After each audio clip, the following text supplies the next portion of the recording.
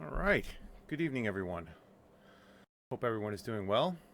Um, this is Tuesday, January 14th, and uh, this is just another current news segment.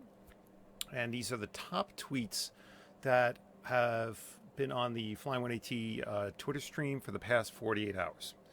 So, just wanted to go through with everyone and get some things set up here. But behind me on the screen, another one of my personal amazing photographs from the Lime Rock Park Historic Festival that was back in right around September 1st of 2019.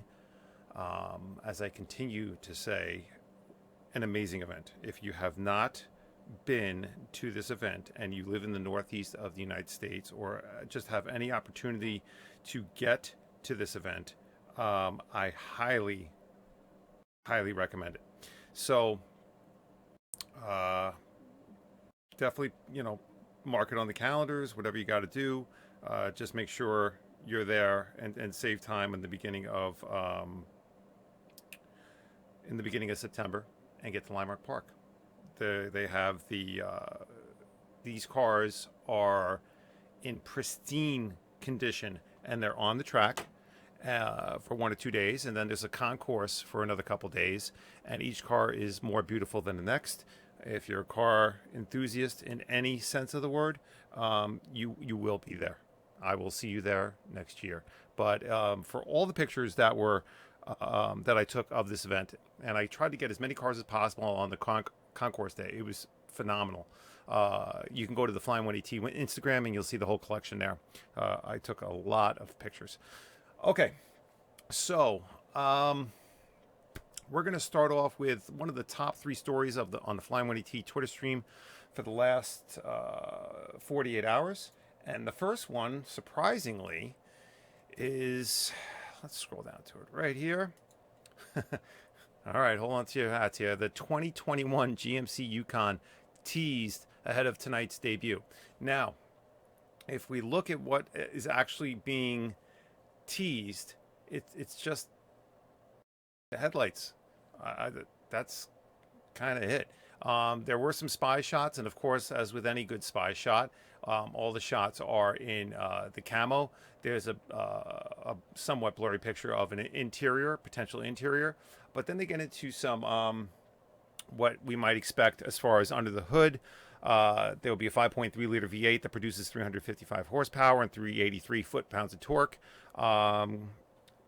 They might be able to opt, some customers might be able to opt for the 6.2 liter V8 with 420 horsepower and 460 foot-pounds of torque. And then you get into your camo shots. That's all the excitement right there.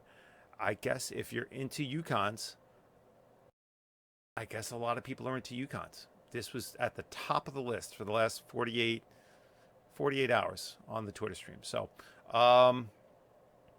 interesting.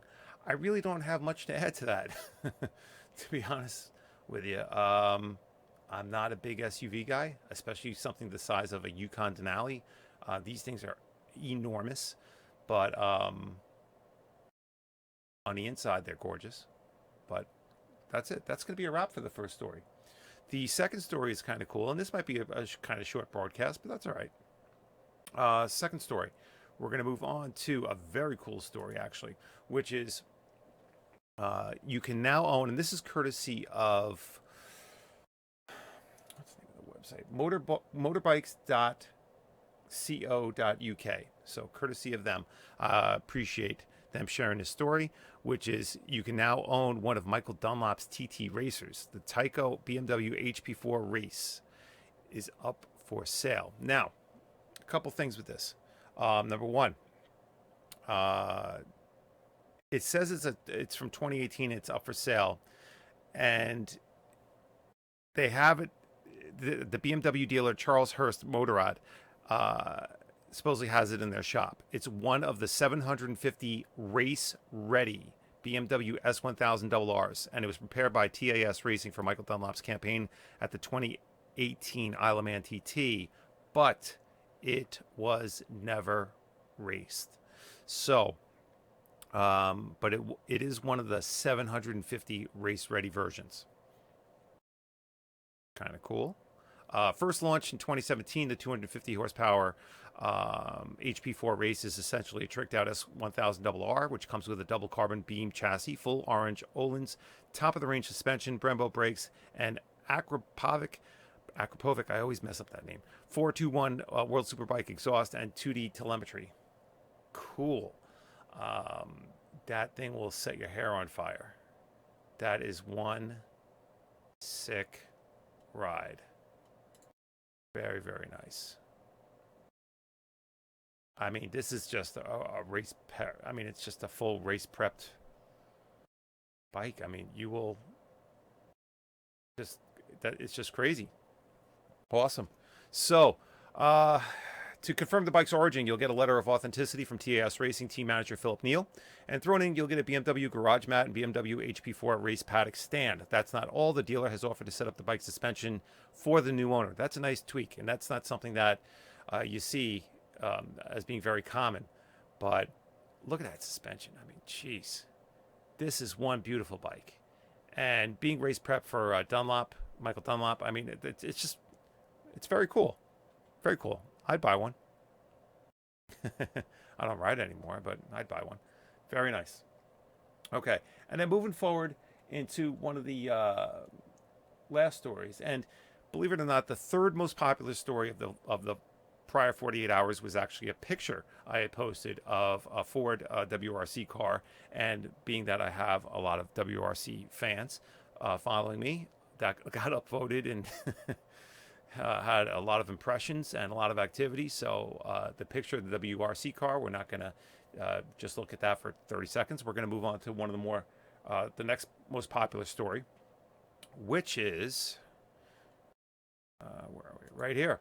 And very cool again. And this is courtesy of Motor1.com. That Ford versus Ferrari, the film, gets 4 Oscar nominations, including Best Picture. Sweet. Not every day that you see a motor racing movie or anything motor racing related in the media getting any type of award. This was from everything I've heard, and I must admit I have not seen the film yet. I know it's like sacrilege for someone like me to not have seen this movie yet. I will soon, but from everything I've heard, it's just a really good flick. So I'm very excited to catch it. I'm very excited to see that the story was recognized by Hollywood, because obviously every motor enthusiast is familiar with the story of Ford versus Ferrari, and just from the clips and everything I've seen about Christian Bale and Matt Damon, it looks like they did a really good job. And according to this article, to be nominated 4 times as even for Best Picture, looks like they did a really good job. So kudos to them and the cast and everyone on that set for making this happen. But I'm really looking forward to catching this movie next chance I have.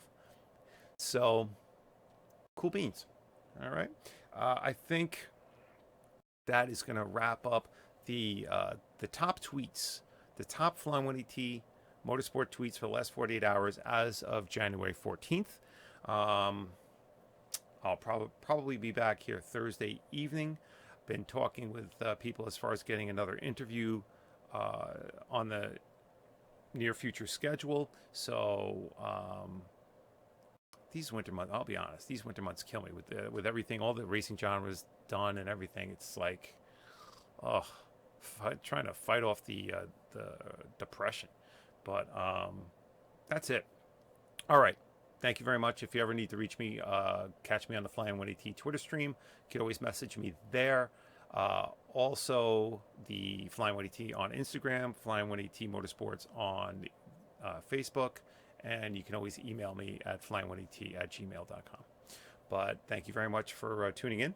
I hope everyone has a great evening, and I'll catch you on the flip side. Good night.